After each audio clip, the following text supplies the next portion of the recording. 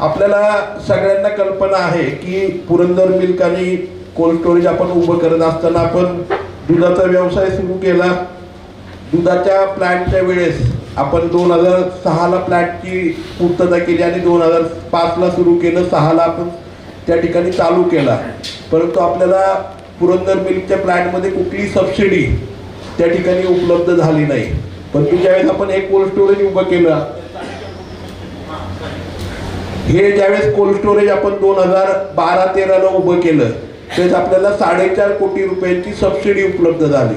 आज आपल्याला जे बाजूला गाड्या पार्क केल्यात आणि आपण तिकडे गार्डन सारखा एरिया केलाय, तिथेही आपल्याला आणखी 3000 मेट्रिक टनाचं कोल्ड स्टोरेज उभं करायचंय। याच्यासाठी आपल्याला प्रोजेक्ट टाकायचा आहे। आपल्याला आठवत असेल मागच्या वर्षी सुद्धा आम्ही आपली परवानगी घेतली होती की आपल्याला एक्सपान्शन करायचंय, परंतु एक्सपान्शन करताना एक अडचण आहे मोठी की आज जवळपास 60% सबसिडी ही प्रोजेक्टच्या 60% सबसिडी ही सेंट्रल गव्हर्नमेंटकडून आज आपल्याला कोल्ड स्टोरेजसाठी आणि प्रोसेसिंगसाठी, फूड प्रोसेसिंगसाठी त्या ठिकाणी कपाटच्या माध्यमातून उपलब्ध होती। याच्यासाठी आपल्याला ॲप्लिकेशन करायचंय। ॲप्लिकेशन करत असताना 60% सबसिडी फार्मर्स प्रोड्युसर कंपनीला आहे, म्हणजे शेतकऱ्यांची उत्पादक कंपनी।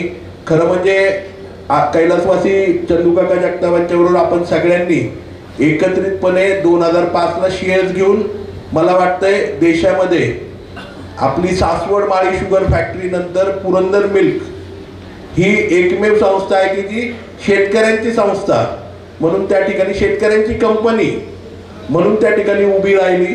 2015 साली भारतीय सरकारने त्या ठिकाणी फार्मर प्रोड्युसर कंपनी, म्हणजे पूर्वी फक्त limited company, private limited company, त्यानंतर जॉईंट स्टॉक कंपनी, अशा एवढ्याच कंपन्यांचे प्रकार होते। तर त्याच्यामध्ये फार्मर प्रोड्युसर कंपनी म्हणून आणले आणि आज जर तुम्ही बघितलं फार्मर प्रोड्युसर कंपनीला सगळ्या प्रकारच्या सुविधा सबसिडीच्या ह्याच्यामध्ये प्राधान्य आहे। त्यामुळे आज आपल्याला एक परवानगी मागायची, ही परवानगी ही आपल्या मीटिंग व्यतिरिक्त आहे। मीटिंग व्यतिरिक्त याच्यासाठी आहे की यावर्षी आपण त्या ठिकाणी 2 कंपन्या आपण सुरू केलेल्या आहेत। त्याच्यामध्ये आपल्याला माहिती असेल की मधल्या काळामध्ये आपण शुगरच्या बाबतीमध्ये जात होतो, त्याच्यासाठी सवाई मल्हार फार्मर प्रोड्युसर कंपनी आपण सुरू केली। त्या कंपनीमध्ये काही प्रोजेक्ट आपण करतो आहोत, परंतु कोल्ड स्टोरेजसाठी आपल्याला एक नव्याने कंपनी सुरू करावी लागणार आहे, फार्मर प्रोड्युसर कंपनी पुरंदर मिल्कसाठी। कारण शेजारी जो प्लांट करायचा त्याच्यासाठी तर आपल्याला सबसिडी ती जवळपास 6 कोटी रुपयांची सबसिडी, म्हणजे 10 कोटीमध्ये आपल्याला 6 कोटी रुपये ही शासनाची सबसिडी मिळणार आहे। त्याच्या व्यतिरिक्त व्याजदर जो आहे तो व्याजदर सुद्धा आपल्याला कमी मिळणार आहे आणि इंटरेस्टमध्ये म्हणजे व्याजामध्ये सुद्धा फायदा मिळणार आहे। असं तिहेरी फायदा आपल्याला जर घ्यायचा असेल तर आपल्याला फार्मर प्रोड्युसर कंपनी सुरू करावी लागणार आहे। त्याच्यावरती बराचसा विचार केला। खरं म्हणजे काही CNC पण आम्ही बोललो, तर त्याच्यातनं एक मार्ग त्या ठिकाणी निघतोय। पुरंदर मिल्क आणि ॲग्रो प्रोडक्टचे हे जे बिझनेस आहेत हे असेच राहणार आहेत, फक्त आपल्याला बोनस शेअर म्हणून, म्हणजे यावर्षी आपल्याला काही बिझनेसच्या प्रमाणामध्ये बोनस शेअर म्हणून पुरंदर मिल्कमधनं आपले जेवढे शेअर होल्डर आहेत, जे शेअर होल्डर आहेत त्या प्रत्येक शेअर होल्डरला फार्मर प्रोड्युसर कंपनीमध्ये एक नवीन फार्मर प्रोड्युसर कंपनी करायची, तिथे त्या शेअर होल्डरला तेवढ्या प्रमाणामध्ये शेअर्स उपलब्ध करायचे बोनस मधूनच। इथल्या म्हणजे पुरंदर मिल्क मधूनच आपण साधारणतः 25 लाख रुपये हे शेअर कॅपिटलच्या रूपाने, म्हणजे थोडक्यात जे शेअर होल्डर आहेत त्यांचे पुरंदर मिल्कमध्ये शेअर्स आहेतच। यावर्षी पुरंदर मिल्क नवीन जी आपण पुरंदर फार्मर प्रोड्युसर कंपनी सुरू करू त्या कंपनीमध्ये, म्हणजे पुरंदर कोल्ड स्टोरेज फार्मर किंवा जे काही नाव आपल्याला उपलब्ध होईल नव्याने त्याच्यामध्ये होईल, त्या ठिकाणी जेवढे आपले शेअर होल्डर आहेत तिथे मला वाटतं किती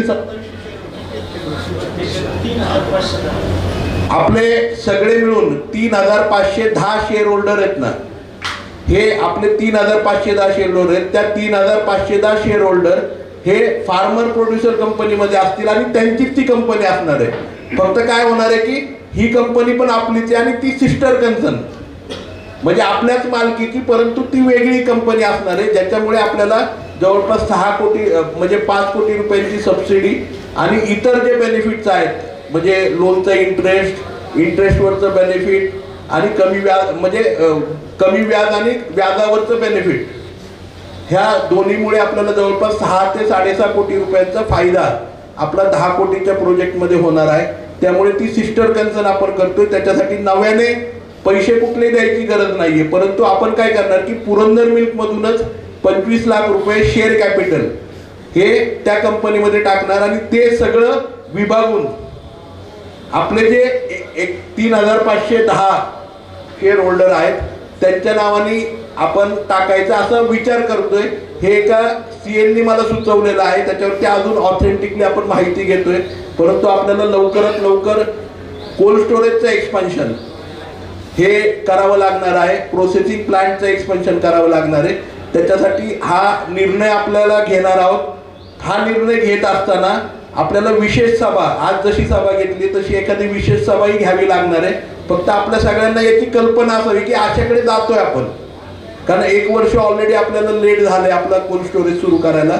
आपल्याला ह्या वर्षी कुठल्याही परिस्थितीत ॲडिशन म्हणजे आपल्याकडे जागा आहे, फक्त नव्याने कोल्ड स्टोरेज वाढवायचंय, त्याच्यासाठी आपल्याला जावं लागणार आहे. तर याच्यासाठी एक आपले प्रातिनिधिक स्वरूपात आपल्या कानावरती असावं की आपण काय करतोय. त्यावेळेसच्या विशेष सभेमध्ये आपली परवानगी त्या ठिकाणी आपण घेणार आहोत. आपल्या परवानगीशिवाय पुढे जाता येत नाही, परंतु ती परवानगी घेणार आहोत. मला फक्त एक विनंती करायची की ह्याच्या माध्यमातून आपल्याला हे व्यवसाय हा वाढवावा लागणार आहे. आज कात्रज दूध संघाचे उपाध्यक्ष आदरणीय तानाजी सर या ठिकाणी आहेत, मार्केट कमिटीचे सभापती पण या ठिकाणी आहेत, संदीपराव अण्णा वगैरे, आम्ही सगळे डायरेक्टर आहोत. परंतु आपण जर बघितलं तर पुरंदर मिल्क आणि ॲग्रो प्रोडक्टमध्ये आजही मिल्कमध्ये ज्या प्रमाणामध्ये आपल्याला प्रॉफिट हवं आहे त्या प्रमाणामध्ये मिळत नाही, म्हणजे फायदा. व्यावसायिकतेकडे आपली ही संस्था जी आहे ही सहकारी संस्था नाही आहे, तर ही व्यावसायिक संस्था आहे. हिथं आपलं उत्पन्न वाढतंय, आपल्या शेअरची किंमत 10 रुपये आज 2 रुपये की 25 रुपये झाली आहे, सगळं आहे. परंतु जो डिव्हिडंड रूपाने फायदा झाला पाहिजे मोठ्या प्रमाणात. आज आपला टर्नओव्हर हा जवळपास म्हणजे एकूण व्यवसाय 100 कोटीपर्यंत आहे, परंतु प्रॉफिट बघताना जर बघितलं सगळा खर्च जाता आपण देत असलेलं जवळपास 20 लाख रुपयाचं तूप आपण सगळ्या सभासदांना वार्षिक देतो. हा सगळा बघता सुद्धा आपला प्रॉफिट जो आहे सगळा एवढा व्यवसाय करून सुद्धा 8 ते 10 लाखांवरती राहतो, टॅक्स सगळा जाऊन. तर कुठेतरी आपण व्यवसायभिमुख झालं पाहिजे आणि चांगल्या प्रकारचं आर्थिक बळ म्हणजे डिव्हिडंड रूपाने आर्थिक बळ, जसं रिलायन्स कंपनी आज 100% बोनस देतं, काही कंपन्यात 500% बोनस देतात, म्हणजे 100 रुपयाच्या शेअरला 5,000 रुपये किंवा 50,000 रुपये, बरोबर ना. तर तशा प्रकारची आपली ही कंपनी झाली पाहिजे असं वाटतंय. आणि त्याच्यासाठी आपल्याला सगळ्यात महत्त्वाचं म्हणजे आज जो इन्कम टॅक्सचा आपल्याला हे होतोय, जीएसटी आपल्याला भरावा. आता इथे कोल्ड स्टोरेजमध्ये आपल्याला पॅकेजिंगवरती जीएसटी भरावा लागतो, प्लास्टिकचं जे पॅकेजिंग आपण करतो त्याच्यावरती. हे सगळे जे इश्यूज आहेत ते फार्मर प्रोड्युसर कंपनीमुळे बऱ्यापैकी कमी होणार आहेत. त्याच्यासाठी हा निर्णय घेतोय आणि लवकर म्हणजे आमची अपेक्षा आहे की तुपाबरोबर ॲडिशनल डिव्हिडंड हा दरवर्षी आपल्याला मिळत जावा, आपली व्यवसाय वृद्धिंगत होत जावा आणि सक्षमता आपल्या पुरंदर मिल्कला आणखी सक्षम होता यावं, याच्यासाठी हा निर्णय आपल्याला घ्यायचा आहे. तर याच्याबाबत एक आपल्या सगळ्यांना कल्पना असावी ही या ठिकाणी आपल्या सगळ्यांच्या समोर मांडतो. त्याचबरोबर या ठिकाणी सर्वच उपस्थित सोपानकाका बँकेचे डायरेक्टर, सोपानकाका बँकेचे चेअरमन आणि पुरंदर मिल्कचे फाउंडर शेअर होल्डर आदरणीय कोठाड्या साहेब पण या ठिकाणी आहेत. आपल्या सगळ्यांच्याच वतीने मी आपल्या सगळ्यांना विनंती करतो की आणखी काही प्रश्न असतील आपले तर ते प्रश्न विचारायचे. फक्त मला जे विशेष सभेसाठी आपल्याला मांडायचं होतं त्या गोष्टी मी मांडलेल्या आहेत. येणाऱ्या 1-1.5 महिन्याच्या काळामध्ये ती विशेष सभा आपण बोलू, त्यावेळेस आपल्याला सगळ्यांना उपस्थित राहावं लागेल. तर त्याच्यासाठी मी कल्पना आपल्या सगळ्यांना देऊन टाकली की काय चर्चा आम्ही म्हणजे विचार त्या ठिकाणी करतोय. तर आणखी काही प्रश्न असतील आपल्या सगळ्यांना तर कृपया आपण विचारावेत ही विनंती करतो.